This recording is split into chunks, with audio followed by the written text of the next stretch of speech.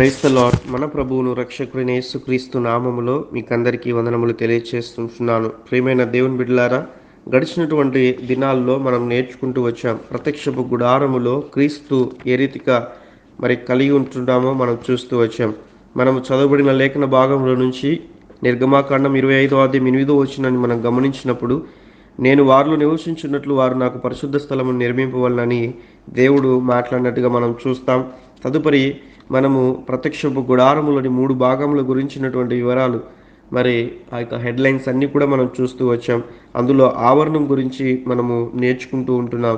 ఆవరణంలో మనం నేర్చుకున్నటువంటి విషయాలు, ఆవరణం గురించి, ద్వారము గురించినటువంటి విషయాలు మనం నేర్చుకున్నాం. ఇత్తడి బలిపీఠం గురించి కూడా మనం నేర్చుకుంటూ వచ్చాం. వారి ఈ యొక్క వీడియోని చూడనటువంటి వారు ముందున్నటువంటి వీడియోస్ మీరు చూసినప్పుడు మీకు అర్థం చేసుకోవడానికి వీలుగా ఉంటుందని ప్రభు పేరిట మనం చేస్తుంటున్నారు.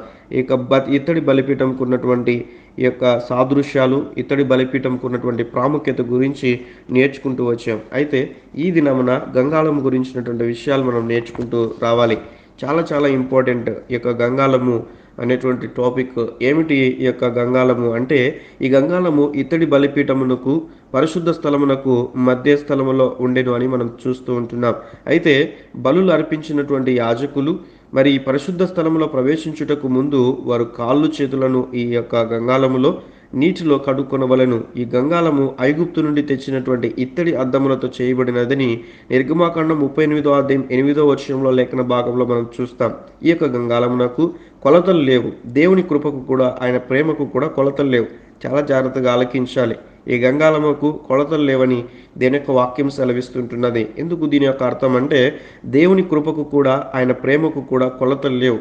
ఆయన కొలత లేనటువంటి ఆశీర్వాదాలు, కొలత లేనటువంటి ప్రేమను, కొలత లేనటువంటి కృపను దేవుడు మనందరికి కూడా ఇచ్చి ఉంటున్నాడు. మనం సింపుల్గా అర్థం చేసుకోవడానికి తెలియచేస్తూ ఉంటున్నాను ఈ యొక్క మాటను. ఏమిటంటే, కీర్తనల గ్రంథం 103వ అధ్యాయం 12వ వచనంలో కూడా వ్రాయబడి ఉంటుంది కదా, 11-12 వచనాల్లో. అక్కడ ఉన్నటువంటి మాటను మీకు జ్ఞాపకం చేయడానికి ఇష్టపడుతుంటున్నాను. ఏమిటంటే, దేవుడి యొక్క వాక్యం సెలవిస్తుంటున్నది, భూమి కంటే ఆకాశం ఎంత ఉన్నతముగా ఉన్నదో ఆయన కృప అంత అధికముగా ఉంటున్నది. భూమికి ఆకాశానికి మెజర్మెంట్ అనేటువంటిది పర్టికులర్గా మెజర్మెంట్ 100కి 100% ఎవరు కూడా ఇదివరకు చెప్పలేదు. కానీ అయితే మనం జ్ఞాపకం చేసుకోవాలి, దేవుని కృప మన పట్ల కలిగి ఉన్నటువంటి ఆ యొక్క ప్రణాళికను దేవుడు తెలియచేస్తూ ఉంటున్నాడు. అయితే ఈ గంగాళము దేనికి గుర్తుగా ఉంటున్నది అంటే, ఈ గంగాళము క్రీస్తుకు గుర్తుగా ఉంటున్నది. యేసుక్రీస్తు మన పాపములను క్షమించగలిగిన వాడు. ఆయన మాత్రమే మన పాపములను క్షమించువాడు. ఏ ఒక్కరి ద్వారా కూడా మనకు పాపక్షమాపణ ఈ భూమి మీద కలగదు, కానీ యేసుక్రీస్తు ప్రభు ద్వారా మాత్రమే మనకు పాపక్షమాపణ అనేటువంటిది కలుగుతుందని జ్ఞాపకం చేసుకోవాలి. ఈ గంగాళములో ఉన్నటువంటి నీరు దేవుని యొక్క వాక్యానికి సాదృశ్యంగా ఉంటున్నది. రెండోదిగా మనం చూస్తూ ఉంటున్నాం, దేవుని యొక్క వాక్యానికి సూచనగా మనం చూస్తూ ఉంటున్నాం. ఈ యొక్క దేవుని యొక్క వాక్యాన్ని మనం ఎంతగా అయితే చదువుతూ ఉంటామో, మన పాపములు అనేటువంటివి ప్రభువు సన్నిధిలో నుంచి మన పాపములు ఏ రీతిగా మనం కలిగి ఉంటున్నామో, ఎటువంటి పాపములు జీవిస్తుంటున్నామో వాటిని ఒప్పింపచేసి మనమందరం కూడా రక్షణను పొందుకోవడానికి ప్రభు కృప చూపిస్తాడు. ఒకవేళ రక్షణ అనుభవం ఉన్నటువంటి నీతో, నాతో, మనతో మాట్లాడుతున్నటువంటి మాట ఏమిటంటే, ఒకవేళ రక్షణ అనుభవం ఉన్నప్పుడు ఈ యొక్క గంగాళము ఎప్పుడైతే ప్రభు యొక్క సన్నిధిలో మనం జ్ఞాపకం చేసుకుంటూ వచ్చాం, ఈ యొక్క గంగాళం ప్రభువుకు సాదృశ్యంగా ఉంటున్నది. గంగాళంలో ఉన్నటువంటి నీరు వాక్యానికి సాదృశ్యంగా ఉంటున్నది. అంటే మన హృదయాల్ని ఈ యొక్క వాక్యముతో మనం ఏం చేయాలంటే నింపుకోవాలి. దేవునికి స్తోత్రం, దేవునికి మహిమ కలుగును గాక. ఇక్కడ జ్ఞాపకం చేసుకున్నట్లయితే ఈ గంగాళంలో ఉన్నటువంటి నీరు దేవుని యొక్క వాక్యానికి సూచనగా మనం చూస్తుంటున్నాం. అదే రీతిగా క్రీస్తు రక్తానికి గుర్తుగా మనం చూస్తుంటున్నాం. గంగాళంలో ఉన్నటువంటి నీరు వారిని ఎలా శుద్ధి చేస్తుంటున్నదో, అలాగే యేసుక్రీస్తు ప్రభువుల వారు కూడా మన పాపం నుండి మనల్ని శుద్ధి చేస్తుందని మనం జ్ఞాపకం చేసుకోవాలి. అందుకే యేసు రక్తము ప్రతి పాపము నుండి మనల్ని విడుదల కలగచేయును, విడిపించునని దేని యొక్క వాక్యం సెలవిస్తుంటున్నది. కాబట్టి మనం కూడా ఆయన రక్తముతో కడగబడి ఉంచున్నాం. మనమందరం కూడా నీతిమంతులుగా తీర్చబడి ఉంచున్నాం. ఒకవేళ ఈ వాక్యం వింటున్నటువంటి నీకు రక్షణ లేకుండా ఉన్నట్లయితే, ప్రభువును అంగీకరించుకోకుండా ఉన్నట్లయితే, ఇదే మిక్కిలి అనుకూల సమయం. ప్రియమైన సహోదరి సహోదరుడా, దేవుడు మాట్లాడుతుంటున్నాడు. ప్రభు ఇచ్చినటువంటి యొక్క శ్రేష్టమైనటువంటి కృపను పొందుకోవాలని ప్రభు పేరిట మనం చేస్తూ ఉంటున్నాను. ఏ రీతిగా అంటే, ఆయన యొక్క నీటి ద్వారా మనము రక్షణలోనికి రావాలి. ఆయన రక్తము ద్వారా మనం రక్షణలోనికి రావాలి. బిబ్లికల్గా మనం జ్ఞాపకం చేసుకుంటే దాన్నే మనము బాప్టిజం అనుభవము, ఈ యొక్క పాప క్షమాపణ నిమిత్తము తీసుకుంటున్నటువంటి యేసుక్రీస్తు రక్తము ద్వారా కడగబడుతున్నటువంటి స్థితినే బాప్టిజంగా మనము నేర్చుకుంటూ వస్తూ ఉంటున్నాం. అయితే గంగాళంలో ఉన్నటువంటి నీరు ఏ రీతిగా అయితే శుద్ధి చేస్తుందో అలాగనే యేసుక్రీస్తు ప్రభువు మన పాపం నుండి మనల్ని శుద్ధి చేస్తుందని మనం నేర్చుకుంటూ వస్తూ ఉంటున్నాం. రక్తము ప్రాయశ్చిత్తము, నీళ్లు వాక్యముకు గుర్తుగా మనం చూస్తూ ఉంటున్నాం. అటువలే క్రీస్తు కూడా ఏం చేస్తుంటున్నాడు? సంఘమును ప్రేమించాడు. ఎలా ప్రేమించాడు ఆయన అని మనం చూస్తే ఎఫెసీయులకు రాసిన పత్రిక 5వ అధ్యాయం 26, 27 వచనాల్లో దేవుని యొక్క వాక్యము సెలవిస్తున్నది కదా. ఈ యొక్క వాక్యం ప్రకారం మనం గమనించినట్లయితే అది కలంకమైనను ముడతైనను అటుది ఏదైనను లేక పరిశుద్ధమైనదిగాను నిర్దోషమైనదిగాను మహిమగల సంఘముగాను ఆయన ఎదుట దానిని నిలబెట్టవలనని వాక్యముతో ఉదక స్నానము చేత దానిని పవిత్రపరిచి పరిశుద్ధపరచుటకై దాని కొరకు తను తాను అప్పగించుకొనెను అని దేవుని యొక్క వాక్యం సెలవిస్తుంటున్నది. అంటే ఏమిటి ఈ యొక్క మాటకున్నటువంటి అర్థము? నేను మీతో చెప్తున్నటువంటి మాటలను బట్టి మీరు ఇప్పుడు పవిత్రులై ఉన్నారని యోహాను సువార్త 15వ అధ్యాయం 3వ వచనంలో వాక్యంలో మనం చూస్తూ ఉంటున్నాం. సంఘం ఎటువంటి స్థితుల్లో ఉండకూడదని దేవుని యొక్క వాక్యం సెలవిస్తుంటున్నది. కలంకము లేనిదిగా నీ యొక్క ఆత్మీయ జీవితము, నీకున్నటువంటి స్థితి, దేవుని కలుగు చేసుకున్నటువంటి జీవితము కలంకము లేనటువంటిదిగా, ముడత లేనటువంటిదిగా, ఏది కూడా పాపం అనేటువంటి లేనిదిగా చూడాలని దేవుడు కోరుకుంటున్నాడు. అందుకే వాక్యముతో ఉదక స్నానము చేత పవిత్రపరిచి ఏం చేస్తుంటున్నాడంట? పరిశుద్ధపరచుటకై దాని కొరకు తను తాను అప్పగించుకున్నాను. క్రీస్తు నీ కొరకు నా కొరకు మరణించాడని మనం జ్ఞాపకం చేసుకోవాలి. నేను మీతో చెప్పిన మాటలు బట్టి మీరు ఇప్పుడు పవిత్రులై ఉంటున్నారు. ఎప్పుడు పవిత్రత కలిగి ఉంటున్నా? మనము రక్షణ పొందిన మరుక్షణమే మనము పవిత్రులమని దేవుని యొక్క వాక్యం సెలవిస్తుంటున్నది. అనేక మంది ఇప్పుడు కూడా ప్రార్థన చేస్తూ ఉంటారు, అయ్యా నేను పాపిని పాపిని పాపిని అని అనేక సార్లు వారు అలా మాట్లాడుతూ ఉంటారు. ఇలాంటి ప్రార్థనలు వెళ్ళినప్పుడల్లా ఎంతో బాధాకరమైనటువంటి విషయం. మనం పాపులంగా తీర్చడానికి కాదు దేవుడు వచ్చింది, మన పాపల నుంచి విడిపించడానికి మనం నీతిమంతులమని దేవుని యొక్క వాక్యం సెలవిస్తుంటున్నది. కాబట్టి మనమందరం కూడా అటు స్థితిలో ఉండకూడదు. ఇంకా కొంతమంది కొన్ని కొటేషన్స్ రూపంలో ప్రార్థన చేస్తారు. ఏమిటంటే పాపినని పారదోలక ఇంకా కొన్ని యాడ్ చేస్తారు. అవన్నీ కూడా నాకు గుర్తు లేవు, కానీ బట్ కొన్ని విషయాలు గుర్తుకొచ్చినట్టు తెలియజేస్తున్నాను నేను విన్న వాటిని గురించి. పాపినని పారదోలక, దోషునని మరి దూరపరచక అని ఇలా మాట్లాడుతూ కొన్ని విషయాలు మాట్లాడుతూ ఉంటారు. అయితే మనం జ్ఞాపకం చేసుకోవాలి. అయితే రక్తము, నీరు ఏమిటి యొక్క మాటకున్నటువంటి అర్థం అంటే, యేసుక్రీస్తు ప్రభు మరణించిన తర్వాత ఆయన పక్కలో పొడవగానే, ఆయన పక్కలో పొడిచినప్పుడు మరి ఏమొస్తుంటున్నది మనం అక్కడ గమనిస్తే, పొడవగా రక్తము నీరు వచ్చాయని యోహాను సువార్త 19వ అధ్యాయం 34వ వచనంలో దేవుని యొక్క వాక్యం సెలవిస్తుంటున్నది. రక్తము ప్రాయచిత్తానికి, నీరు శుద్ధీకరణకు గుర్తుగా మనం చూస్తూ ఉంటున్నాం. రక్తము, నీరు దేనికి సూచనగా ఉంటున్నదని మనం జ్ఞాపకం చేసుకున్నప్పుడు నీరు శుద్ధీకరణకు మనం సూచిస్తుంటున్నది. నీరు శుద్ధీకరణకు గుర్తుగా మనం చూస్తూ ఉంటున్నాం. రక్తము, నీరు యేసుక్రీస్తుకు గుర్తుగా మనం చూస్తూ ఉంటున్నాం. నీళ్ళ ద్వారా రక్తము ద్వారాను వచ్చినవాడు ఈయనే, అనగా యేసుక్రీస్తే. ఆయన నీళ్లతో మాత్రమే కాక నీళ్లతోనూ రక్తముతోనూ వచ్చినని మొదటి యోహాను పత్రిక 5వ అధ్యాయం 6వ వచనంలో దేని యొక్క వాక్యం సెలవిస్తుంటున్నది. ఒక వ్యక్తి రక్షించబడడానికి యేసుక్రీస్తు రక్తముతో కడగబడాలి.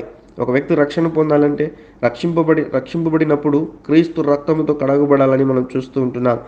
ఆ తర్వాత ఎప్పటికీ కూడా దేవుని యొక్క వాక్యముతో తన నడవడికను ఎదుర్కొంటూ మరి కడుక్కుంటూ ఉండాలి. రక్షణ అనేటువంటిది ఒక దినముతో వచ్చేటువంటి పోయేది కాదు, కానీ వాక్యముతో ప్రతి దినము కూడా మన హృదయాలను మనం ఏం చేయాలంటే శుభ్రపరుచుకుంటూ ఉండాలి. ఏ రీతిగా అయితే మనకున్నటువంటి యొక్క స్థితిని బట్టి మనము వేసుకుంటున్నటువంటి బట్టలు ప్రతిసారి కూడా కొత్త డ్రెస్ వేసుకోం, కానీ ఉన్నటువంటి వాటిని ఏం చేసుకుంటాం, మళ్ళీ శుభ్రపరుచుకుంటూ వాటిని ధరిస్తూ ఉంటాం. అదే రీతిగా మన యొక్క రక్షణను కూడా మళ్ళీ బాప్తిజం తీసుకోవాలని కాదు, కానీ రక్షణ పొందాలని కాదు, కానీ ఉన్నటువంటి రక్షణను మనం ఏం చేయాలంటే మనకున్నటువంటి ఏదైనా కూడా మలినం మనలో ఉంటున్నదేమో చాలా జాగ్రత్తగా పరిశీలించుకుంటూ వాక్యము ద్వారా మనం ఏం చేయాలంటే ప్రతిదినం కూడా శుద్ధీకరించబడుతూ మనము ముందుకు వెళ్ళాలి. అయితే దేవుని యొక్క వాక్యం సెలవిస్తూ ఉంటున్నది. తర్వాత ఎప్పటికీ కూడా దేవుని యొక్క వాక్యముతో తన నడవడికను ఎదుర్కొంటూ ఉండాలని మనం చూస్తూ ఉంటున్నాం. అందుకే యేసుక్రీస్తు ప్రభుల వారు పేతురుతో అంటాడు కదా, స్నానం చేసిన వాడు పాదములు తప్ప మరి ఏమీ కడుక్కొనక్కర్లేదు, అతడు కేవలము పవిత్రుడును అని దేవుని యొక్క వాక్యం సెలవిస్తుంటున్నది. ఈ యొక్క మాట యోహాను సువార్త 13వ అధ్యాయం 10వ వచనంలో మనం చూస్తాం. అనియు నేను నిన్ను కడుగని ఎడల నాతో నీవు పాలు లేదు. యోహాను సువార్త 13వ అధ్యాయం 8వ వచనంలో కూడా మనం గమనిస్తాం. చెప్పినట్లు మనం గమనిస్తాం. అయితే రక్షింపబడినటువంటి ప్రతి వ్యక్తి కూడా దేవుని బిడ్డ అవుతాడని మనం చూస్తూ వస్తూ ఉంటున్నాం. కానీ అవిధేయుడైనప్పుడు ఆ రక్షణతో సంతోషించలేడు. ఎటువంటి పరిస్థితుల్లో వాక్యముతో తను తాను కడుక్కోవాలి, కాళ్ళు చేతులు కడుక్కోవాలి. కాళ్ళు నడతకు గుర్తు, చేతులు సేవకు గుర్తు. అంటే ఏంటి దానికి అర్థము? కాళ్ళు కడుక్కోమంటే నీ నడకను నీవు నడిచేటువంటి మాటలను ఏం చేయాలి? నడిచేటువంటి పద్ధతులు మార్చుకోవాలి. చేతులు కడుక్కోవడం అంటే ఏంటంటే సేవకు గుర్తుగా మనం చూస్తూ ఉంటున్నాం. కీర్తనలు 119 అధ్యాయం 9 వచనము, కొరింథీయులకు రాసినటువంటి 2వ పత్రిక 7వ అధ్యాయం 1 వచనం చదివినప్పుడు మీకు మంచిగా అర్థమవుతుంది. చదువుకోవాలని ప్రభు పేరిట మనం చేస్తూ ఉంటున్నాం. సిలువ యాగమును అంగీకరించినటువంటి ప్రతి వ్యక్తి కూడా తన పాపముల నుండి కడుగబడుటయే కాక రాజులైనటువంటి యాజక సమూహములతో చేర్చబడతారని ప్రకటన గ్రంథం 1వ అధ్యాయం 6వ వచనంలో దేవుని యొక్క వాక్యం సెలవిస్తుంటున్నది. కాబట్టి నేడు ప్రతి విశ్వాసి ఒక యాజకుడే గనుక ఇప్పుడు యాజకులు ఒక వంశమునకు చెందిన వారు కారు అని మనం చూస్తుంటున్నాం. ప్రియమైన దేవుని బిడ్డల వారా, యాజకుడు మనమందరం కూడా యాజకులమని దేవుని యొక్క వాక్యం సెలవిస్తుంటున్నారు. ప్రతి విశ్వాసి కూడా యాజకుడే. According to word 1 Peter chapter 2 verses 5 to 9. పేతురుకు రాసినటువంటి మొదటి పత్రిక 2వ అధ్యాయం 5-9 వచనాల్లో మనం గమనించినప్పుడు ఈ యొక్క మాటలు మనం చూస్తూ ఉంటాం. విశ్వాసము ద్వారా యాజకుడైనటువంటి ప్రతి వ్యక్తి కూడా ఎప్పటికప్పుడు తన హృదయాన్ని, మనస్సాక్షిని కడుక్కొని ప్రార్థనలో, విజ్ఞాపనలోను, సువార్త ప్రకటనలోను ముందుకు సాగాలని దీని యొక్క వాక్యం సెలవిస్తుంటున్నది. కాబట్టి ఈ యొక్క మాటను చూసినటువంటి మీ జీవితాల్లో దేవుడు గొప్ప కార్యము చేయాలని నేను ఆశపడుతుంటున్నాను. ప్రియమైన దేవుని బిడ్డలారా, ఈ యొక్క గంగాళము దేనికి సాదృశ్యం మనం చూస్తూ వచ్చాం? యేసుక్రీస్తు ప్రభువుకు సాదృశ్యంగా మనం చూస్తూ వచ్చాం. అయితే ఈ యొక్క ఉన్నటువంటి గంగాళంలో ఉన్నటువంటి నీరు దేనికి సాదృశ్యం అంటే, ఈ యొక్క గంగాళంలో ఉన్నటువంటి నీరు దేవుని యొక్క వాక్యానికి సాదృశ్యం అని మనం చూస్తూ వచ్చాం. అని ఈ యొక్క ప్రతి మాటను కూడా మనం జ్ఞాపకం చేసుకొని మరి ముందుకు వెళ్ళినప్పుడు ఇంకనూ అనేక విషయాలు ప్రభువు మనతో మాట్లాడుతూ వస్తున్నటువంటి ప్రతి లేఖన భాగాల్ని కూడా మనం జ్ఞాపకం చేసుకుంటూ మనం ముందుకెళ్ళాలి. కాబట్టి మనమందరం కూడా దీని యొక్క వాక్యం సెలవిస్తుంటున్నది. మారుమనసు పొందినటువంటి మనము ఖచ్చితంగా బాప్టిజం అనేటువంటిది తీసుకున్నటువంటి అనుభవంలోనికి ముందుకు వెళ్ళాలి. చాలామంది అనుకుంటారు ఈ యొక్క ఉన్నటువంటి బాప్టిజం అనేటువంటిది మొదటి మెట్టు అని. బైబిల్ గ్రంథంలో మనం జ్ఞాపకం చేసుకున్నట్లయితే ప్రభువు సన్నిధిలో తండ్రి యొక్క కుమారుని యొక్క పరిశుద్ధాత్మ నామములు బాప్టిజం తీసుకొని వారందరూ కూడా పరిశుద్ధాత్మను వరమును పొందుతారు. దాని తదుపరినటువంటి ఆశీర్వాదాలన్నీ కూడా ఏ ఒక్కరు కూడా పొందుకోరు, ఏ ఒక్కరు కూడా అంగీకరించరు. ఎందుకంటే వారి యొక్క ఆత్మీయ స్థితి అక్కడి వరకే ఉంటుంది. బట్ అలా ఉండకూడదు. కానీ దేవుడు మాట్లాడుతుంటున్నాడు. బాప్టిజం అనేటువంటిది చాలా ప్రాముఖ్యమైనటువంటిది. అందుకే శిష్యులతో దేవుడు మాట్లాడతాడు. మార్కు సువార్త 16వ అధ్యాయం 16వ వచనంలో, నమ్మిన వాడు బాప్టిజం పొందుతాడు. ఎవరంటే వారు పొందుకోరు బాప్టిజం. చాలామంది నమ్మకయ్యే బాప్టిజం తీసుకుంటారు. ఈ మధ్య కాల సమయంలో నాకు అనేక ఫోన్ కాల్స్ వచ్చినటువంటి విధానం బట్టి, ఇదిగో కొంతమంది అయితే మ్యారేజ్ కొరకు బాప్టిజం తీసుకోవాలి, మేము బాప్టిజం తీసుకుంటే మ్యారేజ్ చేసుకుంటాము, మ్యారేజ్ చేస్తాము, లేకుంటే లేదన్నట్లుగా అనేక ఫోన్ కాల్స్ వచ్చాయి. నేను వారికి తెలియజేశాను ఏంటంటే అది మ్యారేజ్ కొరకు తీసుకున్నటువంటి బాప్టిజమే కాదు. ఒకవేళ మీకు ఇంకా ఎటువంటి సందేహాలు ఉన్నా కూడా బాప్టిజం గురించి మీరు అడగవచ్చును. I will give clarity. నేను మీకు ఆ యొక్క ఉన్నటువంటి యొక్క బాప్టిజం గురించినటువంటి వివరణ మీకు తెలియచేస్తాను. ఎప్పుడు మనం బాప్టిజం తీసుకోవాలి? యేసుక్రీస్తు ప్రభువు నిజ రక్షకుడని అంగీకరించాలి. ఆయన యొక్క మాటని మనం అంగీకరించాలి. అందుకే బాప్టిజం అనేటువంటి మాటకి మనం చూస్తే మార్కు సువార్త 16వ అధ్యాయం 16వ వచనంలో, నమ్మి బాప్టిజం పొందిన వాడు రక్షింపబడును, నమ్మని వానికి శిక్ష విధింపబడునని మనం చూస్తూ ఉంటున్నాం. ప్రియమైన దేవుని బిడ్డలారా, ఈ వాక్యం వింటున్నటువంటి నీవు నమ్మితే బాప్టిజం తీసుకున్నట్లయితే రక్షింపబడతావు పరలోక రాజ్యానికి. నమ్మకపోతే శిక్ష ఎక్కడ? భూమి మీద శిక్ష ఉంటుంది. పరలోకంలోనికి రావడానికి అర్హత లేదు. కాబట్టి నరకంలో శిక్షింపబడతావని జ్ఞాపకం చేసుకోవాలి. ఆయన ఇచ్చినటువంటి ఉచితమైనటువంటి ప్రేమను బట్టి వాక్యం వింటున్నటువంటి నీవు రక్షణ పొందు. ఆయనను హృదయంలో విశ్వసించు. ప్రభు సన్నిధిలో నీ నోటితో ఒప్పుకో, ప్రభువుని అంగీకరించు, బాప్టిజానికి సిద్ధపడు. దేవుడు మీ జీవితాల్లో గొప్ప కార్యములు జరిగిస్తాడు. అయితే ఈ యొక్క బాప్టిజంకు ఉన్నటువంటి ఈ యొక్క మాటను మనం చూసినప్పుడు ఫిలిప్పీలకు రాసిన పత్రిక 2వ అధ్యాయం 1వ వచనంలో, రక్షణలో కొనసాగించండి అని మనం చూస్తాం. రక్షింపబడినటువంటి వ్యక్తి నేను మార్మల్స్ పొందాను, బాప్టిజం తీసుకున్నాను, పరలోకానికి వెళ్తానంటే లేదు. బాప్టిజం తీసుకున్న ప్రతి ఒక్కరు పరలోక రాజ్యానికి వెళ్ళరు. అయితే ఆ రక్షణను కాపాడుకోవాలి, ఆ రక్షణను కొనసాగించుకోవాలి. అందుకే మత్తయి సువార్త 13:23-28 వచనంలో కూడా మనం చూస్తాం. ఎప్పుడు రక్షింపబడతాం? మొదటి పేతురు 1:5 వచనంలో కూడా మనం చూస్తాం. రక్షణ కలుగున్నట్లుగా ఏం చేయాలి అనే విషయం. అయితే దీని యొక్క వాక్యమును మనము చాలా జాగ్రత్తగా పరిశీలించుకుంటూ మనం ముందుకెళ్ళాలి. బాప్టిజం ఏమిటి? బాప్టిజం అనగా ముంచడం, లేక ప్రభు సన్నిధిలో పూర్తిగా మన జీవితాన్ని ప్రభువుకు సమర్పించుకోవడం, చనిపోవడం, ప్రభు కొరకు బ్రతకడం అని మనం చూడాలి. 2 అనుభవాలు బాప్టిజంలో జరగాలి. చాలామంది చనిపోతారు కానీ బ్రతకరు. చాలామంది బ్రతికాలనుకుంటారు కానీ చనిపోరు. బాప్టిజం దేవుని సంకల్పం. Baptism is God's will. దేవుని చిత్తమైనటువంటి బాప్టిజం. లూకాసు వార్త 7:30 వచనంలో, మత్తయి సువార్త 3:7 వచనంలో రాబోయే ఉగ్రత నుండి తప్పించబడతావు బాప్టిజం తీసుకున్నప్పుడు. బాప్టిజం ఎవరికి ఇవ్వాలి? బాప్టిజం ఎందరికీ? ప్రతి ఒక్కరికి కూడా బాప్టిజం అని దేవుని యొక్క వాక్యం సెలవిస్తుంటున్నది. ఎందుకు? రోమా 3:28 వాక్యం రాయబడిన రీతిగా ఏముంటున్నది అక్కడ? అంతటా అందరూ కూడా పాపులే. భూమి మీద నివసిస్తున్న ప్రతి ఒక్కరు కూడా పాపులే. అయితే ఆయన విశ్వసించిన మీరు పరిశుద్ధులుగా మీరు తీర్చబడతారని దీని యొక్క వాక్యం సెలవిస్తుంటున్నది. బాప్టిజం ఎందుకు? ఎవరు తీసుకోవాలి? మత్తయి సువార్త 3:6 వచనం, తన పాపములు ఒప్పుకునేవారు బాప్టిజం తీసుకోవాలి. బలవంతంగా తీసుకోకూడదు. ఏదో తిన్నాల్లో జరిగినటువంటి రీతిగా, లేకుంటే ఫెస్టివల్స్లో ఏదైనా కొనే రీతిగా అలా కాదు. చాలామంది ఇలాంటి సిచ్యువేషన్ కలిగి ఉంటారు. ఎందుకు బాప్టిజం తీసుకున్నావు? మా సేవకుడు తీసుకోమన్నాడండి. ఎందుకు బాప్టిజం తీసుకున్నావు? మా అమ్మ తీసుకోమనింది. ఎందుకు బాప్టిజం తీసుకున్నావు? మా డాడీ తీసుకోమన్నాడు. ఎందుకు బాప్టిజం తీసుకున్నావు? తెలీదు. ఒకరు చెప్తే తీసుకోవడం కాదు బాప్టిజం అంటే. మీ పాపాలు మీరు ఒప్పుకొని ఆయనను నమ్మినప్పుడు బాప్టిజం తీసుకోవాలి. నమ్మినవాడు రక్షింపబడతాడు. According to word, Mark chapter 16:16 ప్రకారం నమ్మినవాడు రక్షింపబడతాడు.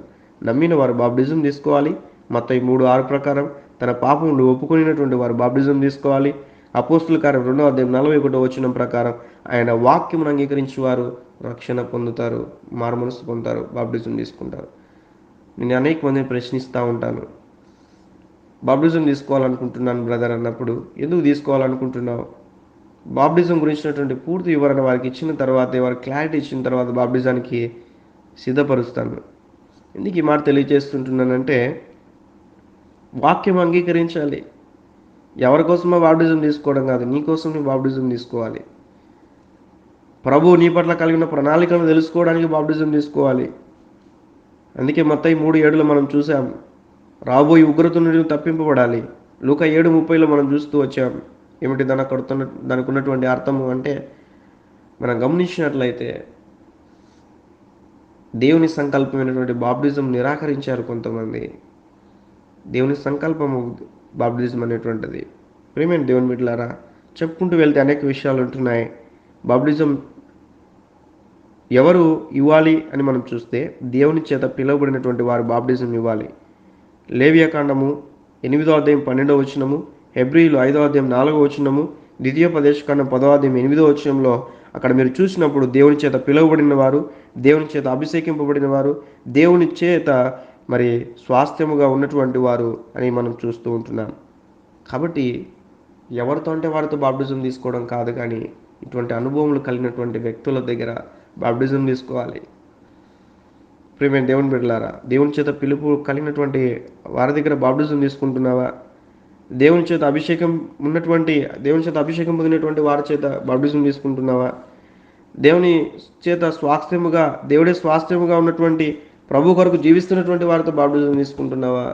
ఈ లోకంలో సంఘాలు ఎలాంటి పరిస్థితుల్లో ఉంటున్నాయంటే,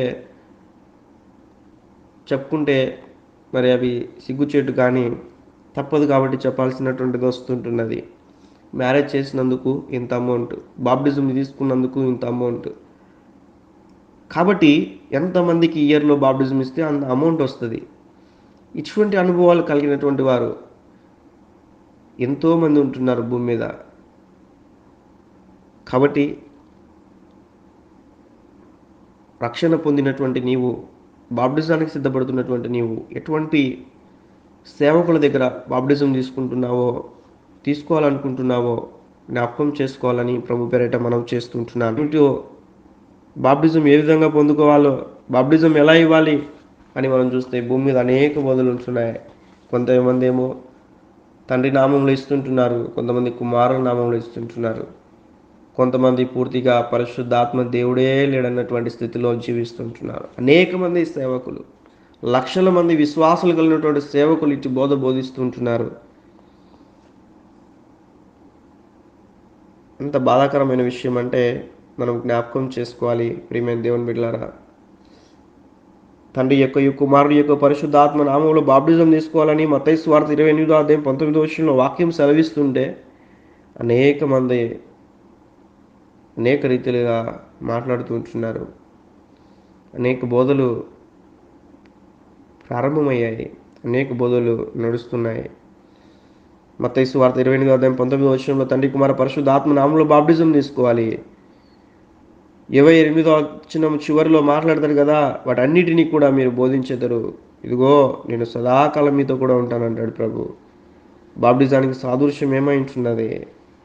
ఇత్తడి గంగాళం బాప్టిజానికి సూచన ఉంటున్నది. పాత నిబంధన భక్తులు ఎలా బాప్టిజం తీసుకున్నారు? పేతురు రాసినటువంటి మొదటి పత్రిక 3వ అధ్యాయం 21వ వచనంలో ఉంటుంది, నోవాహు ఓడ వారికి బాప్టిజంగా ఉంటున్నది. రక్షణ అనుభవం కలిగినటువంటి వారుగా జీవిస్తూ ఉంటున్నాం. నిర్గమకాండం 38వ అధ్యాయం 8వ వచనంలో ఇత్తడి గంగాళం చూసినట్లయితే ఎటువంటి స్థితిలో ఉంటుందో మనం చూస్తాం. మొదటి కొరింథీయులకు రాసినటువంటి పత్రిక 10వ అధ్యాయం 1-2 వచనాల్లో సముద్రము మేఘముకు సాదృశ్యంగా మనం చూస్తూ ఉంటున్నాం. పరిశుద్ధాత్మ అనుభవం కలిగినటువంటి వారంగా మనం జీవించాలి. కాబట్టి రక్షణ అనుభవం పొందినటువంటి తర్వాతనే పరిశుద్ధాత్మ అనుభవం. కాబట్టి మనమందరం కూడా దేవుని యొక్క వాక్యాన్ని అంగీకరించే వారంగా మనం ఉండాలని ప్రభు పేరిట మనవి చేస్తుంటున్నాను. కాబట్టి ఈ యొక్క వాక్యమును వింటున్నటువంటి మీతో ప్రభువు మాట్లాడుతుంటున్నాడు.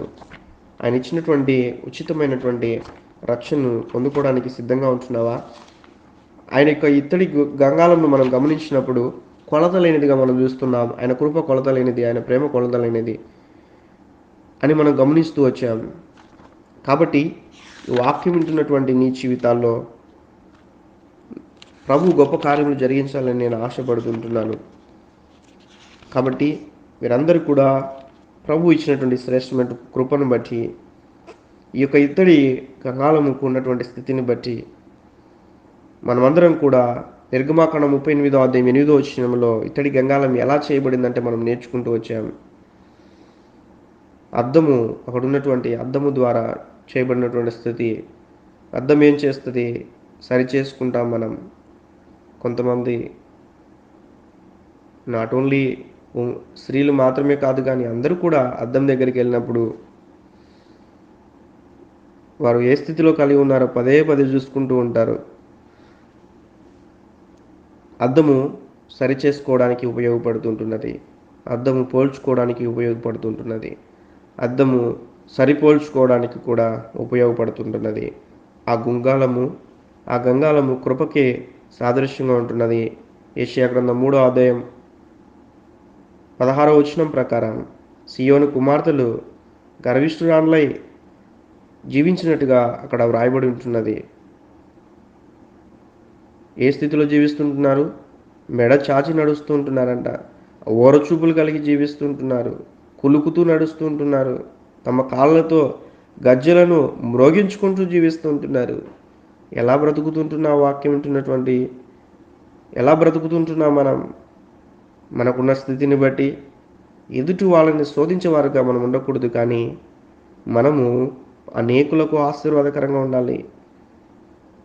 ఈ యొక్క మాటలో చాలా వాక్యంకు ఉన్నటువంటి అర్థం ఉంటున్నది. అనేక మంది విశ్వాసంలో భ్రష్టులైపోతుంటున్నారు.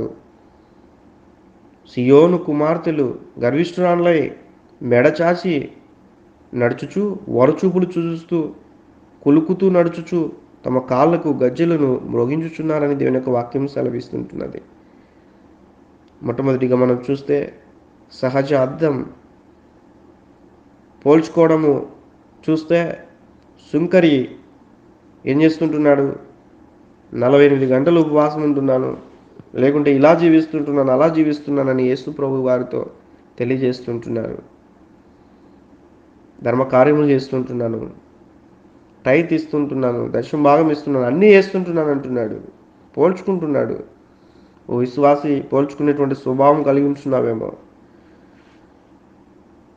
మన యొక్క పద్ధతులు మనం మార్చుకోవాలి. మనకున్న స్థితిని మనం మార్చుకోవాలి. బాప్టిజం ఎవరికి? అందరికీ. ఎందుకు? అందరూ పాపం చేసిన వారు కాబట్టి అందరూ కూడా ఖచ్చితంగా బాప్టిజం పొందుకోవాలి. ఎప్పుడు పొందుకోవాలి? మారుమనసు పొందినప్పుడు. మారుమనసు నిమిత్తము, పాపక్షమాపణ నిమిత్తము, మారుమనసు పొందినటువంటి వారు పాపక్షమాపణ నిమిత్తం బాప్టిజం తీసుకుంటారని మనం చూస్తూ ఉంటున్నాం. తదుపరి తండ్రి కుమార పరిశుద్ధాత్మ ద్వారా బాప్టిజం తీసుకున్నటువంటి ప్రతి ఒక్కరు కూడా ప్రభు సన్నిధిలో ఆశీర్వదించబడతారు, పరలోకానికి అర్హులవుతారని మనం చూస్తాం. ప్రియమైన దేవుని బిడ్డలారా, మీకందరికి కూడా చాలా ప్రాముఖ్యమైనటువంటి విషయాలు నేను తెలియజేస్తుంటున్నాను. బహుశా ఈ వాక్యం మీరు ఎన్నోసార్లు విని ఉండవచ్చు. అయితే మరొకసారి దేవుడు మీతో మాట్లాడుతుంటున్నాడు. ఆ మాటను మీరు ఆలకించాలని ప్రభు పేరిట మనవి చేస్తుంటున్నాను. కాబట్టి ప్రభు చేత జ్ఞాపకం చేసుకోవాలి. ప్రభు మాట్లాడుతుంటున్నాడు. మరొక వాక్యం, నాకు ఇష్టమైనటువంటి వాక్యాన్ని నేను చూపించాలని ఆశపడుతుంటున్నాను. ఏమిటదంటే యోహాను సువార్త 3వ అధ్యాయము 3వ వచనములో, అందుకు యేసు ఒకడు క్రొత్తగా జన్మిస్తే కానీ పరలోక రాజ్యములో చూడలేడు అని మనం చూస్తాం. అదే యొక్క మాటను 5వ వచనంలో మనం చూస్తే, యేసు ఇట్లా, నేను ఒకడు నీటి మూలముగాను ఆత్మ మూలముగాను జన్మించితేనే గాని దేవుని రాజ్యంలో ప్రవేశించలేడని నీతో నిశ్చయంగా చెప్పుచున్నాను. పై వచనాన్ని కింది వచనాన్ని మనం చూస్తే, కొత్తగా జన్మించకపోతే పరలోకం చూడలేవు, బాప్టిజం తీసుకోకుండా ఉన్నట్లయితే పరలోక రాజ్యంలో ప్రవేశించలేవు. చూడలేవు, ప్రవేశించలేవు. ఏం చూడలేవు? పరలోకం చూడలేవు. ఎక్కడ ప్రవేశించలేవు? పరలోక రాజ్యంలో ప్రవేశించలేవు. ఎప్పుడు? బాప్టిజం లేకుంటే. ఈ విషయాలు జ్ఞాపకం చేసుకోవాలి. ఒకవేళ నువ్వు రక్షింపబడి ఉన్నట్లయితే కుటుంబ వారి పరిస్థితి గురించి ఆలోచించు. ఈ సమయంలో ప్రభు సన్నిధిలో జ్ఞాపకం చేసుకునండి. ప్రియమైన దేవుని బిడ్డలారా, ఇక ఉన్నటువంటి విధానం బట్టి బాప్టిజం అంటగా స్నానం చేయడం మాత్రం కాదు, మన జీవితాన్ని మార్చుకోవడం, మన సత్క్రియలను ప్రభు సన్నిధికి కనపరుచుకోవడం. క్రిస్మస్కి 2 గంటల్లో వెళ్ళి ఆరాధిస్తే అది సరిపోదు. కాబట్టి ప్రభు సన్నిధిలో జ్ఞాపకం చేసుకోవాలి. సత్క్రియల యందు ఆసక్తి కలిగి, మంచి విషయంలో చేసే విషయంలో ఆసక్తి కలిగి ప్రభు కొరకు జీవించాలి. తీతు 3:8 ప్రకారం, తీతు 2:14 ప్రకారం, రోమా 14:16 వచనం ప్రకారం నీ సత్క్రియలు ప్రభువుకు దూషణ పాలు కాకోకుండా ప్రభు సన్నిధిలో ఆత్మ సంబంధమైనటువంటి వారముగా మనం జీవించాలని ప్రభు కోరుకుంటున్నాడు. కాబట్టి ఆయన వాక్యం ఇచ్చినటువంటి నీవు, చివరిగా నేను చూసిన ఒక క్రియను గురించి తెలియజేస్తాను. నాకు తెలిసినటువంటి ఒక వ్యక్తి ఉంటున్నాడు. నేను ఒక ప్రాంతంలో సేవ చేస్తున్నటువంటి సమయంలో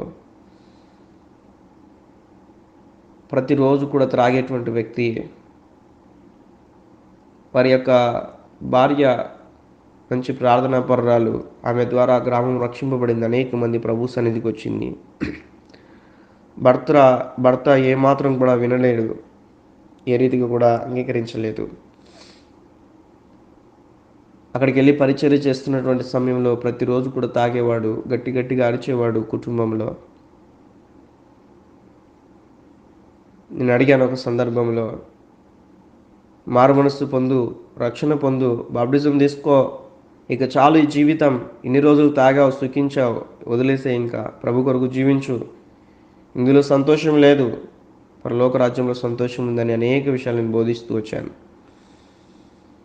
వినలేదు, మాటను అంగీకరించలేదు. ప్రియమైన దేవుని బిడ్డలారా, తనకు కలిగినటువంటి స్థితి ఎట్లా జీవించేవాడంటే తను తాను మోసపరుచుకున్నటువంటి జీవితం. తెలియజేస్తాను చూడండి. గుడ్ ఫ్రైడే వచ్చినప్పుడు త్రాగాడు. అడిగాను, ఎందుకు త్రాగావు ఈరోజు కూడా? యేసుక్రీస్తు ప్రభు నీ కొరకు మరణించాడు, తెలుసా ఆ విషయం? నీ కోసం క్షమించాడు, మరెందుకు తాగుతుంటున్నావు? ఆయన నా పాపల కోసం మరణించాడు అని తెలియజేశాడు.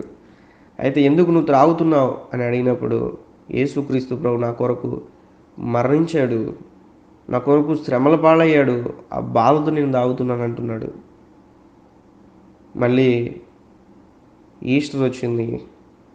ఈస్టర్ దినాన కూడా తాగేసి కనిపించాడు. ఆ సమయంలో నేను అడిగాను, మరి యేసుక్రీస్తు ప్రభు నీ కొరకు మరణించాడు కదా, ఏ రోజు పునరుద్ధారణ అయ్యాడు కదా, ఈ రోజైనా కూడా నువ్వు రక్షణ పొందు ప్రభు సన్నిధిలో, ఇక మీదట త్రాగనని కమిట్మెంట్ తీసుకో ప్రభు సన్నిధిలో, మందిరానికి రా అని అడిగినప్పుడు తను అంటాడు, యేసుక్రీస్తు ప్రభు నా కొరకు తిరిగి పునరుత్థానుడయ్యాడు, అందుకే తాగుతున్నాను, సంతోషంతో తాగుతున్నాను అంటున్నాడు. ఇలా గడిచిపోయిన తర్వాత తిరిగి క్రిస్మస్ వచ్చింది. క్రిస్మస్ దినాన కూడా అదే పరిస్థితి, సేమ్ సిచ్యువేషన్. త్రాగాడు, కనిపించాడు. అడిగాను, ఎందుకు తాగుతున్నావు ఇంకా కూడా, ఇకైనా కూడా మారవా అని మరుసటి సంవత్సరం నేను అడిగినప్పుడు, యేసుక్రీస్తు ప్రభు నా కొరకు జన్మించాడు, అందుకే సంతోషంతో నేను తాగుతున్నాను. ఇక్కడ వ్యక్తి తనను తాను మోసపరుచుకుంటున్నాడండి. తను మోసపరుచుకుంటున్నాడు.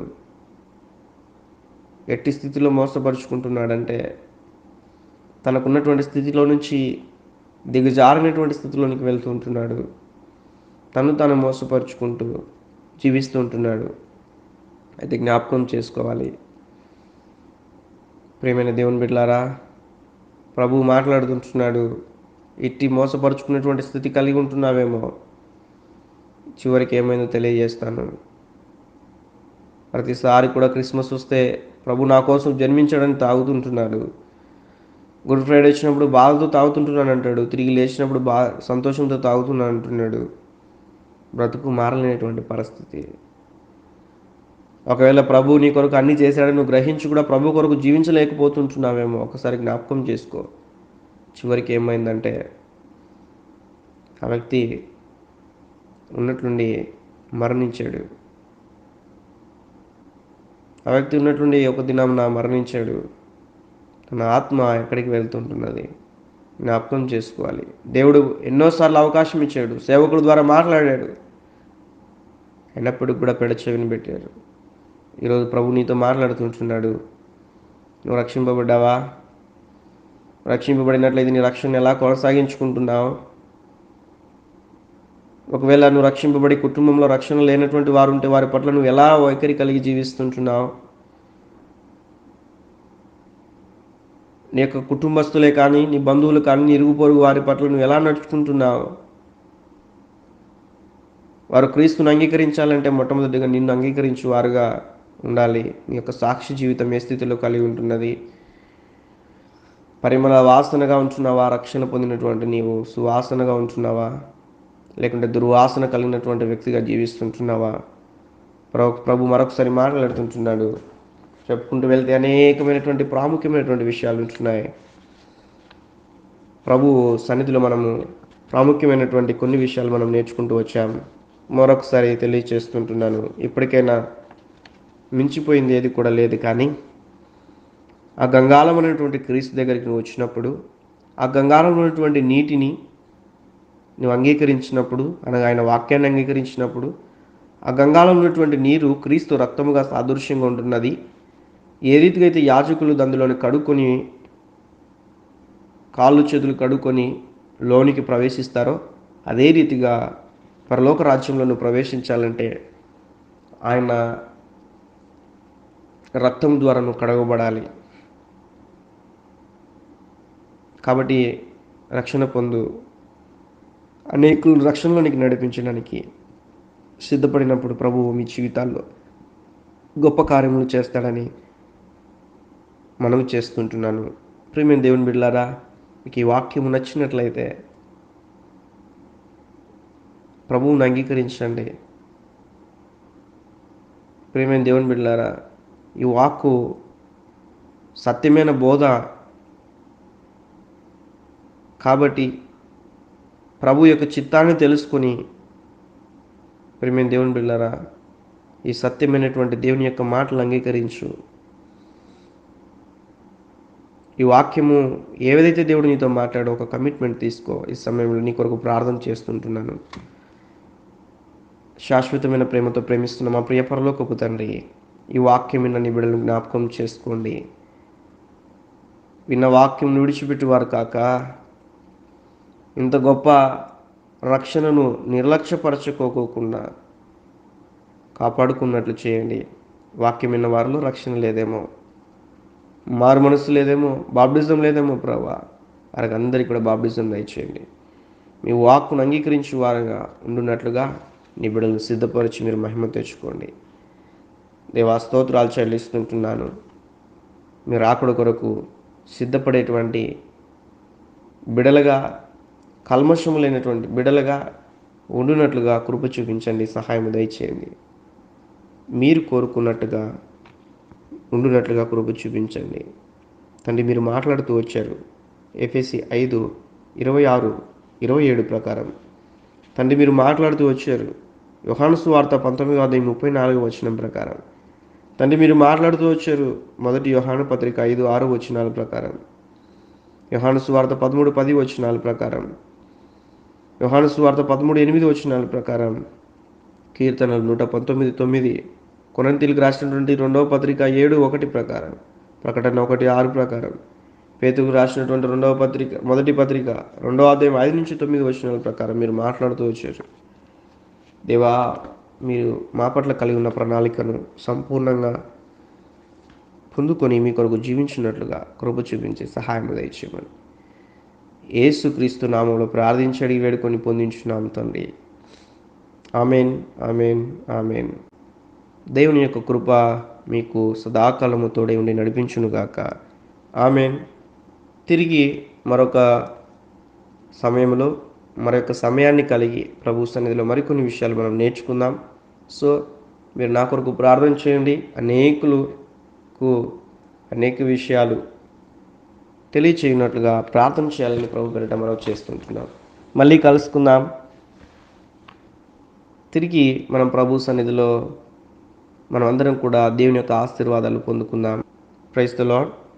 వాక్యం విన్నటువంటి మీ జీవితాల్లో దేవుడు గొప్ప కార్యములు జరిగించాలని ఆశపడుతూ ఇంతటితో నా యొక్క మాటలు నేను ముగిస్తుంటున్నాను. దేవుడు మిమ్మల్ని దీవించునుగాక. Amen, amen, amen. Thank you. Praise the lord.